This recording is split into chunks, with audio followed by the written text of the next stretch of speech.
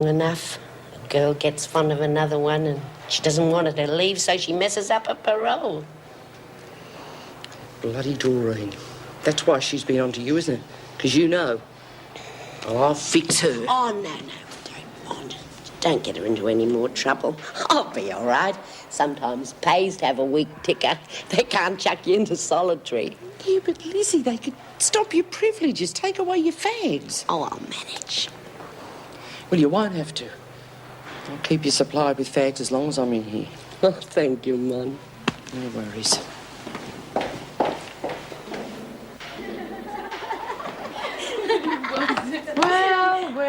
Well. So you're out of the pan, eh? Uh-huh. They let me out last night. And so Lizzie told me. Lizzie. Pity about her taking the rap, isn't it? She deserves everything she's got coming to her. There's a rumour flying around the prison it wasn't Lizzie.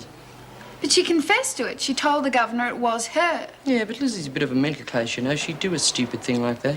If it wasn't Lizzie, then who was it? Well, come on, Lynn. We've got to do some gardening. Who was it, Monica? I'll see you later. I've got to go.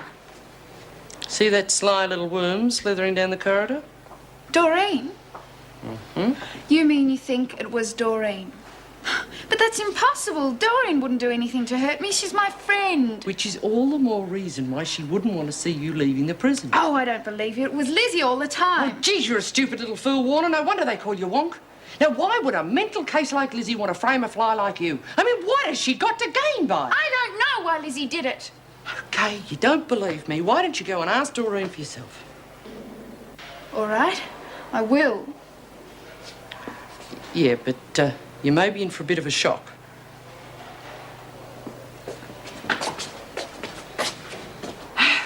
Morning, Mrs. Jackson. Good morning.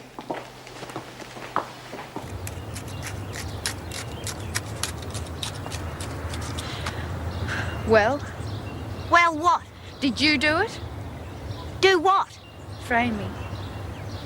I don't know what you're talking about. Oh, don't act so stupid, Doreen. You know exactly what I'm talking about. I wouldn't do anything to hurt you. You know that. What about keeping me in prison? Would you do that?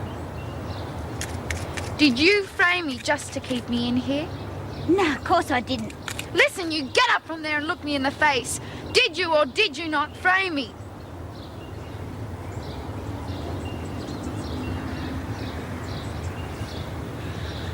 Yeah, I done it. But I had a real good reason, though. Oh, yeah? What?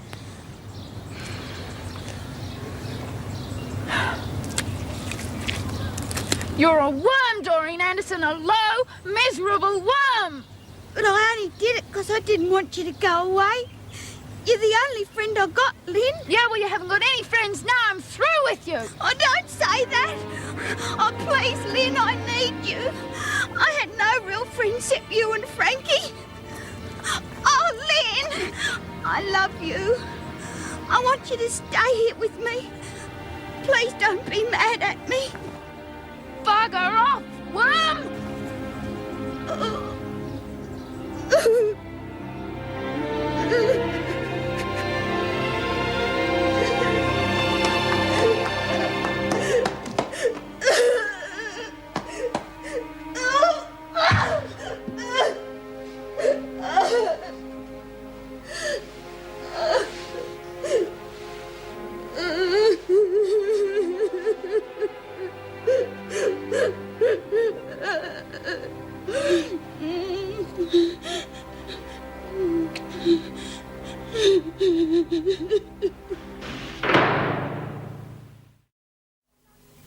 Why was Harry Martin allowed a second visit when you knew full well he'd been to the prison earlier that day? I didn't know about the first visit. All you had to do was check the book. That's standard procedure, Mr. Fletcher. Yes, I'm sorry, ma'am. It won't happen again. I'm afraid all this will have to go down in my report on the matter. I understand. I'm pleased to see you're well enough to come back to work. Thank you. Dr. Miller says your x-rays are fine. Yes, everything's satisfactory. Thank you, Mrs. Davidson. I shall be questioning Joyce Martin later this afternoon. I will require you to be there. Yes, of course. Will that be all? Yes. Thank you, ma'am.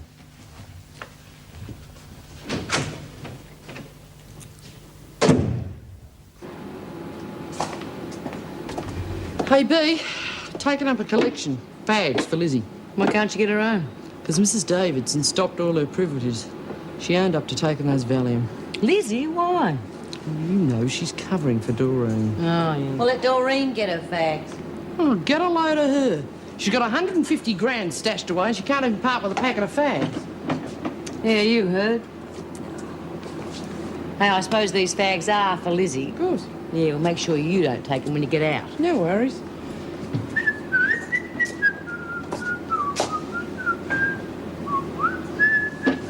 Will you shut up that bloody noise? What's wrong with you? No, nothing. What do you reckon's the first thing you'll do when you get out? Dunno. Depends if I sell the shop. No, you will. What are you going to do with all that money as if I didn't know? Well, like I was saying to Lizzie, I reckon Fred and me will take a trip to America. Have a look at Disneyland. Disneyland? Well, what's wrong with that? Oh, good, Struth. You spend all these months cooped up in here and your idea of a good time when you get out is to take hubby to Disneyland. Well, look, it's my money and I'll spend it my way. What a waste. What about you, Bea? Got any money tucked away? No. I got nothing. Well, I need money stuck in here anyway. And when I get out, they'll be handing me the old age pension. Oh, you reckon you'll be in here that long? I sure do. You know, with what I got, I reckon I could buy a castle in Spain. Bet you don't. Why not? Because your hubby and his mates seem real keen to take that loot. They'll be waiting for you the day you get out of prison. Yeah, look, why don't you dob them into the cops? That way the police will look after them while you get out of the country. Yeah, that's a real good idea. Nah, I couldn't do that. First thing Harry would do is tell the pigs I'm the only one who knows where the loot is. So what? I mean, you can't prove anything. Oh, yeah? What happens when I get out? Wouldn't be able to move for D's. They'd follow me everywhere, even to the loo. Jesus, I hope you've got that money well hidden, Joyce. I mean, if it was my old man looking for it, he would have torn the neighbourhood apart by now. Yeah. You got a point there.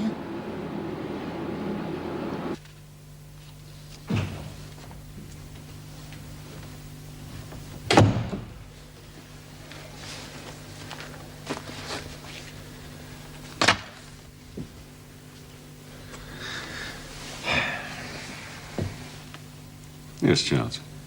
Well, what seems to be the problem? You. Me? You're turning into a do-gooder, Steve, and business is suffering because of it. To why I picked up a conveyancing job this morning. I suppose it's for someone in that prison. And what if it is? It's still easy money. You seem to be spending all your time there lately, Steve. Yes? Jennifer Collins to see you, Mr. Wilson. Oh, good. Send her in then, will you? Thank you. Yes, Charles. Did you want to talk to me about something? Oh, no. No.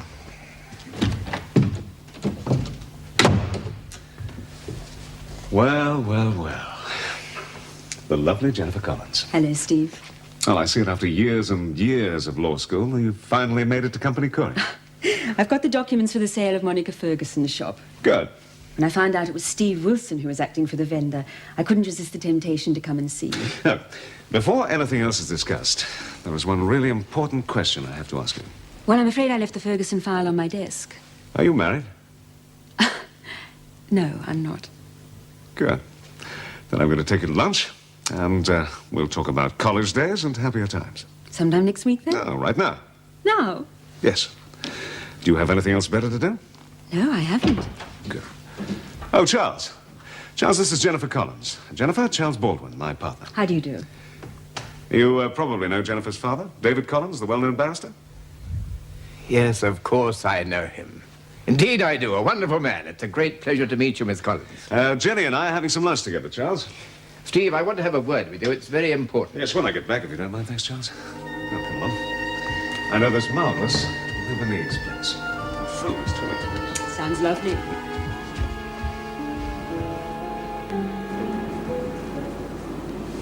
Hey, Molly. Suppose you were in my shoes. Yeah? Where would you hide a large amount of money? Dunno. Probably put in a suitcase with 3 locks in it. Stick it in one of them railway lockers. And that is the first place they'd look for a dummy. Well, that's the way they do it in the movies. Martin, you're wanted in the governor's office straight away.